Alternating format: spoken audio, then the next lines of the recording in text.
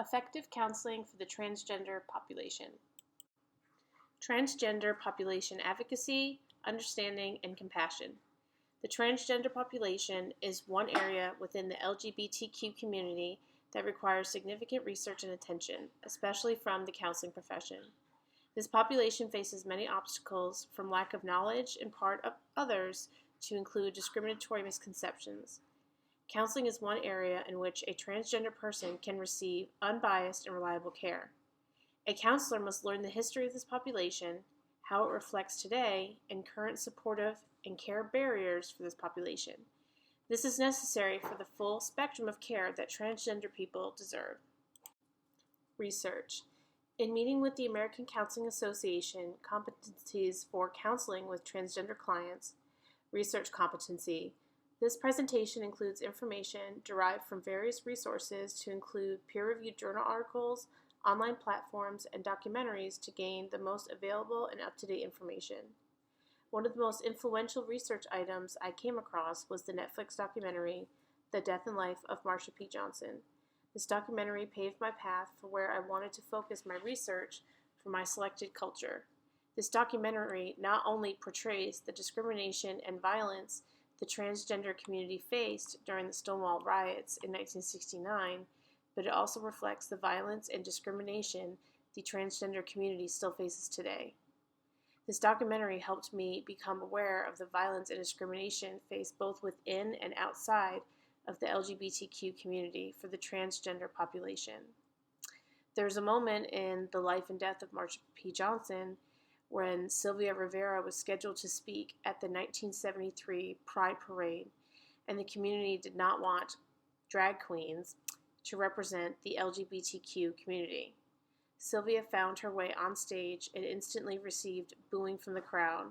These are people she had walked alongside this movement with, a community that was supposed to support her as she did for them. After this, she felt completely betrayed and left the movement. Present-day terms. For familiarization of relevant and acceptable terms, the GLAAD Media Reference Guide, Transgender, is applied for this presentation. This source provides relevant key definitions with additional resources for further exploration of appropriate terms. Some key terms are gender identity, the internal recognition of a personal gender. This may not match the gender assigned at birth or within the context of male or female. Gender expression, various external expression of gender, such as through clothing and behavior. In addition is the term transition, the elaborate multi-step process of altering personal assigned birth gender. This term should be used in place of the term sex change. It is absolutely imperative that counselors take the time to educate themselves on the proper use of pronouns and the harmful effects of misgendering. Historical context. It is unfortunate that discrimination against the LGBTQ community as a whole has existed for far too long. To think there was once the classification of homosexuality as a mental disorder by the American Psychiatric Association in 1952, and following this, a nearly 20-year ban on federal employment for gay individuals even ever occurred. The 1960s introduced the term transgender and discriminatory anti-gay and anti-transgender laws in states such as New York, which designated any assembly of gay individuals as disorderly. This instigated a continuous pattern of violence and harassment from the local police to any outward appearance of a transgender person. The continuous police harassment toward the gay and transgender community in New York finally came to a head on June 28, 1969, with the infamous Stonewall riots. What I did not realize was that prior to this, the individuals who identified as gay or dressed in drag were legally barred from public establishments. This went so far as actual police forces committing raids on night bars just to arrest men dressed as women, and taxpayer dollars and police forces were used to arrest and charge them with a crime for having a night out. Just as well, after the Stonewall riots, the barring ceased to exist, Yet substance abuse still remains a predominant problem within this community today. Since this point, thankfully, things have changed, but not enough, especially for the transgender community, and especially women of color within this community. Transgender population and discrimination. Discrimination against the transgender population is unfortunately not an unfamiliar concept. This is not helped by the current healthcare discrimination faced by transgender people. Even when exploring the federal government health agency website, reading information on the transgender community and health disparities, I was shocked to read a portion of the information is sourced from 1993 that placed a causation of substance abuse to the historical exclusion of transgender individuals in bars. Not that this has not had its truth, and maybe even some today possibly. However, to conclude this, almost 40 years later, have this listed on a federally ran website with no other causations, such as lack of accessibility to healthcare and discrimination, is inconceivable and wrong, and is one of many things we must recognize as a continuing problem for potential transgender clients.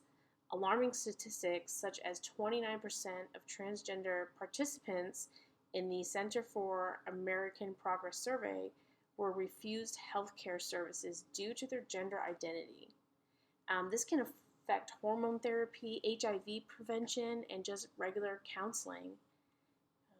In addition to this, is the actual needs of the transgender community in relation to health is unknown due to health discrimination and disparities. This also includes the lack of questions on national or state surveys to identify sexual orientation and gender identity. So there's basically this whole entire community that is just being missed. For the information that has been obtained, research reveals that mental health issues, suicide, victimization, and sexually transmitted diseases, especially HIV, are particularly high for transgender people. Transgender population and counseling experiences. When seeking counseling for topics outside of their gender identity, it is common for transgender people to experience a counselor that pushes the concept that their gender identity is an issue that needs to be addressed, and often only focus on this, not what the transgender client wishes to speak about.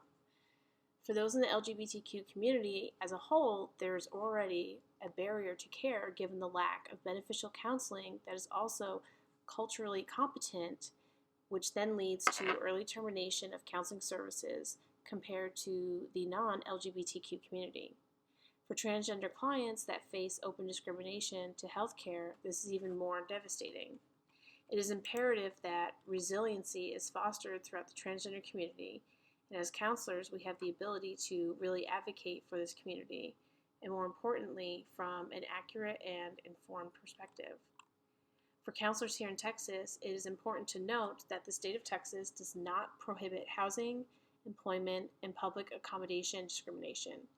In addition, Texas also does not prohibit bullying and harassment on the grounds of sexual orientation and gender identity, nor does it prevent transgender insurance exclusions or provide adequate health care to state employees that identify as transgender. Even worse, Texas has yet to outlaw conversion therapy practices on youth. The laws of Texas, unfortunately, do not help with the known violence against the transgender community, as hate crimes only apply to sexual orientation, but not the identification of a transgender person. Understanding personal bias. In order to efficiently assist a transgender person, a counselor must understand their own personal biases. They cannot, for 1 second, just assume they will be okay. They will not have any deep-seated thoughts or judgment that can arise. They have to know this. They must explore every avenue to learn about this population, and more importantly, they really must learn about themselves. If they do not, they are only doing a disservice to this community. There is also the important step to continue to advocate for the transgender population with other professionals. For me, it's now other students pursuing the counseling profession on realizing bias, avoiding discrimination, and remaining misinformed and the harm in that. This is in following the ACA competencies for counseling with transgender clients. References.